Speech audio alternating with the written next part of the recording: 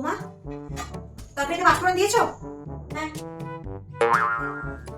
আটা ভালো করে চেপে চেপে জোরে জোরে মাখতে হয়। যত আটা চেপে চেপে মাখবে তত রুটি ভালো করে করবে। আমরা যখন আটা মাখতাম না, সে রুটি কি ফুলতো, সে রুটিকে সব পাগল হয়ে যেত। ঠিক আছে, সবজিগুলো সব ধুয়েছিলে? সব ধুয়েই রেখেছি। একদম চুপ, মুখ দিয়ে আওয়াজ বার করবেন না, একদম মুখে বললেন।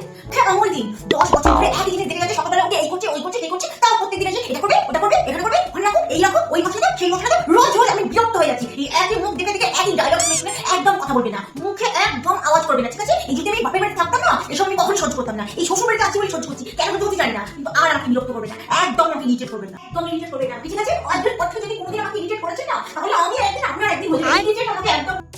কি হয়েছে? কে ইরিটেট করছে আমাকে? বাইগান। কি?